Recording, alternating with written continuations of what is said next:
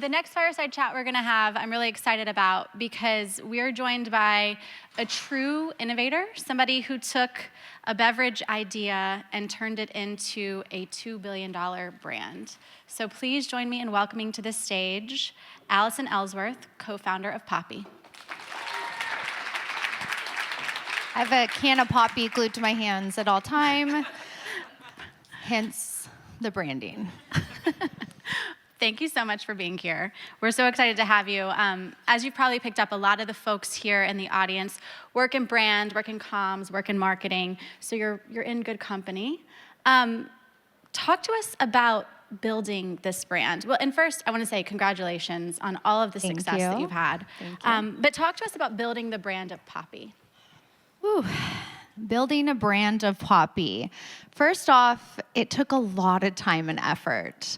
I think a lot of people think that you can just build a brand without, I love the last conversation, putting dedicated people to work to build the brand. So when we first started Poppi, we were Mother Beverage, which was a total shit brand. It was horrible, you guys. Like, it was farmer's market, not focusing on the brand, focusing on the product, and basically just trying to get it on the shelf. And then we went on Shark Tank and we got a deal on Shark Tank, and we made a decision at that moment to build a brand. So we intentionally pulled back in the market and we put resources to work to figure out who we were. And for Poppi, it's pretty simple. We're revolutionizing soda for the next generation. And we give people the freedom to love soda again at its best. But with that, if you can all picture the word soda, you usually think of an emotion, right? You think of late night movies with your kids, you campouts, burger and fries, summer, right? There's all these emotions that come in, and we realized that there was that emotional connection people had with soda. But the problem is soda's a dirty word. So now how do we fix it in our Poppi where you can get that emotional fix without all the baggage? And so all of that sounds great, but that took us years to figure out that positioning and then how to bring it to life.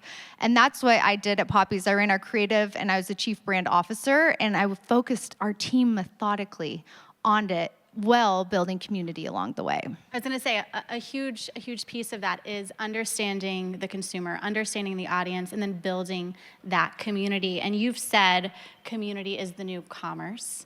Obviously, we love to hear that as a community of communicators, but how has community building been key in the success of Poppi? Yeah, because I think we look at our community, like we don't have customers, we have community, and it's usually the 3 C's that we always put to work. And hopefully it hits within these 3 C's. One is it community first? 2, does it move at the speed of culture? And is it creative and disruptive? And so for a lot of the stuff that we do while building community is, yes, everyone loves the word community. We could probably play a drinking game with how many people talk about community and being authentic, but it's true, right? And it can never get old. To build community, you have to be authentic at the end of the day. And that was what I did. I put myself out there. I put myself online, and I started talking to our community like they were my best friend. Yeah, you really have put yourself out there. I want to zoom in on that because as the founder, you've kind of become the face of Poppi. So talk to me about that. We have a lot of communication professionals here who maybe support or advise founders. Why was that an important strategy for you? Well, when we first did it, it wasn't a strategy, it was a guess, right? Like, I think a lot of great ideas. And so for me, I was personally obsessed with how do I get as many people to try Poppi as possible, and I saw TikTok as this wild, wild west. We were one of the first brands to get on TikTok and actually utilize the platform back in 2020 for a way to build community. And for reference now, Poppi has over 3 billion views on TikTok, and 1/3 of the platform has seen my face 7 times. And so we were able to really start from the grounds up, and I was able to put myself out there, and I had to create thick skin. Because a lot of people are like, well, you don't need a face. Like, I did dance videos, recipe videos. I was doing weird things with my kids running in the background, making them be in TikToks, making employees, our CEO, our employees, all of these things became part of the culture at Poppi because the priority to build community online came from the top down. All senior leadership at Poppi believed in the power of social media and building community. And so when it became with me being the face, it was a marketing tool. I wasn't doing it to be famous and to be an influencer. I was doing it because it worked. And so I always feel like founders are really hard on themselves, not wanting to do it themselves. And I'm saying, well, do you want to be successful and do you want to win? It's really hard. So that's one marketing risk that you took that paid off. Do you have any marketing risks that you took that didn't? Yeah, I think a lot. Look, the internet's been pretty great to us. I think one instance that didn't pay off was we kind of forgot who we were as we grew, right? I think a lot of people, like, we were grassroots community from the beginning. And then as we grew, we were doing like, what next? What next? How do we top ourselves, basically? So a few years ago for Super Bowl, we sent influencers some vending machines, and the internet didn't really like it. They thought it was excessive. We did it for some Super Bowl watch parties, basically. And the beauty of the internet is everybody kind of forgot after 3 days until like I bring it up again and remind people, because I think it's wild that a soda company got canceled for buying soda vending machines. Like, did you respond in the moment, or did you let it play out on the internet? It was the first time I ever responded to something, and it was me, because I had put myself out there as the face, so I had to be the one to give that message. So I remember I'd just gotten back from the Super Bowl. I sat down, it was like really late at night, and I just talked from my heart, and I feel like it worked pretty good, right? The conversation kind of died down after that, and now we can kind of joke about it. But it was a good reminder for us as a company to not forget where we came from. So it was a good lesson at the end of the day. You've talked about kind of building your own brand and kind of the evolution of your own presence across social media. And I think as part of this brand building now, you're returning back to Shark Tank after cutting a deal there. What can you tell us about the upcoming episode? You said you made some deals. What can you share? So for context, I'm the first person to have gotten a deal on Shark Tank to go back and be a shark. So for me, it's the full American dream. It's really inspirational. So my first episode's November 5th, next week. But what I think is really cool is more like the behind the scenes stuff. Yes, I did make some deals. You have to tune in to find out what. But it was really inspirational being on this side, like sitting on the couch and looking at that entrepreneur, because I think a lot of the other sharks had been doing it for so many years, and I just had so much respect because I'd stood there. So I knew how much weight it was. What were you looking for? For me, at the end of the day, it's two things: the founder and the product, because I can build a good brand, right? And I can push people to think differently. But if you don't have someone willing to collaborate and honestly not change but grow, then it's really hard. And I've learned that through investing. If people don't want your help, then they're not fun to work with. So beyond the product and beyond the person, what makes a good pitch? Passion? I don't know, because like people can totally bomb the pitch. If you go into Shark Tank and you don't know your numbers, you're not getting a deal. So like you have to also know your business at the end of the day. Not everyone has to be perfect at branding and know everything, but if you don't know your basic P&L and how to answer those questions, you're probably not going to get a deal. And I did see that play out live where people didn't know where certain monies were. It was scary. You've talked a little bit about the power of social media, the power of having your own platform, your own voice. One thing that communicators talk a lot about is just the evolving media landscape and how brands show up, maybe how they advise their principals, their executives to show up. How do you think about the changing media landscape as it relates to social media, content creation, traditional media? Like, where would you advise maybe a company that you invest in or folks who advise founders, how should they show up in the modern media landscape?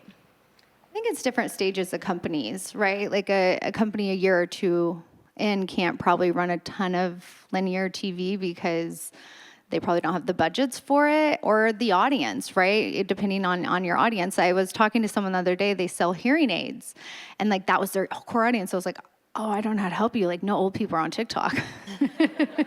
So you also have to, depending on your business, meet that consumer where they are. And so it was funny at the end of it, we figured out and brainstormed through some things, but I think it's different stages of life. And it's really fun. Our first Super Bowl ad we ever did, we had only tested linear for like a month. We bought the Super Bowl 5 days before the Super Bowl. And like, we're like, this is good creative. We should just put it on the Super Bowl. And it worked. We tripled our awareness overnight.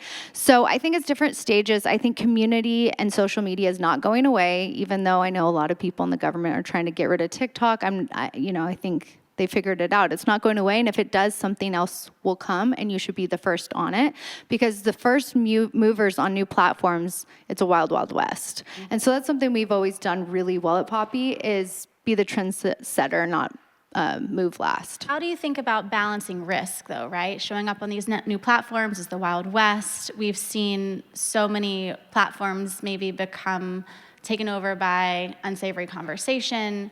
How do you manage that risk versus first mover energy? We're a high-risk company at Poppi, but we're also what I call is like our 80-20 rule, where 80% of what we do is very planned and structured, and it's what we call like the stake of the business. And then we leave that 20% for what we call moving at the speed of culture versus risk. Because if you want to move at the speed of culture, culture happens really quick. A trend is a trend for a few days. A movement, a cultural meme, it's cultural. It's moving at the speed of culture. So for us, that's the risky, that's the fun part. So for us, it's usually like the 80-20 rule. And we've been pretty good at not like having missteps and doing anything, but we have a very interesting vertical within Poppi that we call our culture vertical. So within the marketing, we have a VP of culture, and all things cultural go into it. And it's really like the heartbeat of Poppi is our events, our influencers, our socials, our college. College moves culture, right? So we've just made it a priority. There are some folks here who maybe have started their own firms, maybe are building their own personal brands. So what's your advice for founders as they're navigating growth and scale? On building your own personal brand, or? Both. As you're building a team, you're building your own brand, it all happens at once, right? Yeah, so I think for Poppi, we were one of the fastest growing beverages in the history of beverage. I think like 0 to 500 million in under 5 years. And so for us, it was team to hire really quick. And for me as a founder, I always say like I never let my ego get in the way of growth. So I hired really smart people to do stuff that I wasn't good at, to allow me to do my superpower, which was to inspire, be creative, and disruptive. And so like buying a Super Bowl ad, I'd never done that before. So I was like, maybe we should hire a CMO, right? A traditional marketer that can work hand in hand with. A lot of founders won't do that. If you want to grow quick, you got to let go of your ego a little bit and not do everything yourself. And then once you let go, it feels so good. Recognizing your strengths, your weaknesses. It feels so good. It's so good. That's really good advice. I'm wondering if you've received any advice, if you have a mentor who's maybe given you advice that has really stuck with you throughout this ride. You know, I think I went through lots of stages really quick, right? The ego stage, which like I didn't want to do it, but I kind of had to do it, right? And then I learned, wow, that wasn't so hard. And so I got a business coach, and absolutely changed my life. I tried therapy, didn't work for me. I tried all this other stuff. I was like, I'm a self-aware queen. Like I will ask for help. I will figure it out. I know something's wrong. And so for me, getting a business coach changed my life. And it really was finding out where I shine and how to really manifest my superpowers. Yeah. At Axios, we always like to end on one fun thing. And I mean, I've noticed there are so many cool people who drink Poppi, right? Whether it's Kylie Jenner or Post Malone or Hailey Bieber. Has there ever been anyone you've seen holding your can where you were like, oh my gosh, I'm so starstruck. I can't believe they're drinking my product? You know, one that really sticks with me is, anyone know the nickname Zaddy? Pedro Pascal drinking Poppi. I literally freaked out so much so that like it was just like so good. And I think he was wearing a Coke shirt, you guys. So he was drinking a Poppi. It was like really iconic. So probably him. That's good. Okay. Well, Allison, thank you so much for being here. We really appreciate it. Thank you, guys. Thank you.